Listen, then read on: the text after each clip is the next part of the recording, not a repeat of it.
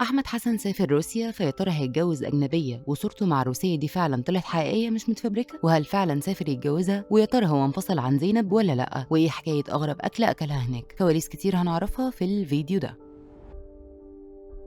بعد ما كانت الروسية سبب انفصالهم، رجع تاني سافر لنفس البلد اللي زينب ما كانتش عايزاه يروحها، وهيتجوز وبياكل في اغلى المطاعم هناك. احمد حسن عمل زي ما حمدي وفاء عملوا وسافر بره مصر، مره امريكا والمره دي روسيا. فيا ترى ايه هي الحكايه؟ احمد حسن بقاله فتره ما بيظهرش مع زينب مراته ولا عياله، والكل توقع انفصالهم، بس المره دي ما اعلنوش وكل واحد بقى في حاله. وحتى وهم بيودوا ولادهم المدرسه ما ظهروش سوا، لحد ما الكل اتفاجئ بفيديو اليوتيوبر احمد حسن وهو في قلب اغلى مطعم في روسيا وبياكل لحم حصان، وحكى تجربته عمل فيها البلوجر خيميائي بنفس طريقته ونفس اسلوبه، وما كانش مصدق انه اكل لحم حصان، واستغرب من لونه انه اسود لدرجه انه شك انها اكل حرام مش حلال، ولما سال اتاكد انها حلال فاكل واطمن. المفاجاه ان من كام شهر اتسربت صوره لاحمد حسن مع اجنبيه روسيه، وساعتها الكل توقع جوازه منها، وانه بيسافر كل فتره روسيا علشان يشوف مراته، لدرجه ان زينب وقتها غارت وقعدت تساله الصوره حقيقيه ولا لا. كان رده بانه نفى كل الكلام ده وقال لها الصوره متفبركه، بس زينب ما صدقتهوش وفعلا انفصلوا. وبعدين فضل يصالحها لحد ما رجعها على ذمته والميه رجعت لمجاريها، ووقتها اتصالحوا. وما عداش كام شهر على الواقعه دي ورجع احمد حسن، بس المره دي وهو في روسيا من قلب المكان اللي زينب حذرته منه، وكان دايما بيقول لها انه بيروح شغل هناك وبزنس مش اكتر، وان مفيش حاجه تربطه باي ست غيرها. لكن زيها زي اي ست مصريه اصيله ما صدقتش وانفصلوا، ورجع من هنا وسافر روسيا، ومن هنا بنت روسيا وحلاوه ستات موسكو وشكل الصور مش متفبركه. احمد حسن وزينب بقالهم فتره مختفيين ومش بيظهروا خالص، لدرجه الكل توقع انفصالهم للمره الثالثه، والمره دي مفيش حد فيهم جاب سيره والتزموا الصمت. حتى لما اولادهم راحوا المدرسه ما ظهروش مع بعض خالص، وكل واحد بقى في حاله، لدرجه زينب طلعت وقالت ان كل اللي هي مركزه فيه انها تربي عيالها، وقالت له وقت انفصالهم لما انت هتتجوز اجنبيه من روسيا ليه خليتني اجيب البيبي الثالث؟ بس هو ما ردش وتجاهل كل الكومنتس، وفعلا سافر روسيا. ولما اتسال عن سبب سفره قال بالنص مسافر شغل وهيقعد فتره كبيره لحد ما يخلص شغل هناك، وما جابش سيره جواز خالص، بس صوره البنت الروسيه خلت كل التوقعات بتاكد كلام زينب. وفي اللي قال احمد وزينب بقوا نسخه من حمدي ووفاء، مره يسافروا امريكا ويستقروا، والمره الثانيه سافروا مصر ورجعوا قالوا هيستقروا فيها، ومره ثالثه لما احمد حسن ظهر لوحده في روسيا وانه بيشتغل وعنده البيزنس بتاعه هناك، نفس ردود حمدي بالظبط على متابعينه. احمد حسن بيتجاهل كل التعليقات وما بيردش على حقيقه انفصاله هو وزينب او عن جوازته الثانيه، ومكتفي انه بينزل فيديوهات وصور ليه لوحده في قلب موسكو مع معجبينه في روسيا، وقد ايه فرحان بالسفريه وبيجرب اغرب واشهر الاكلات هناك. يا ترى تفتكروا احمد حسن اتجوز فعلا على مراته روسيه ولا مجرد كلام؟ شاركونا في التعليقات.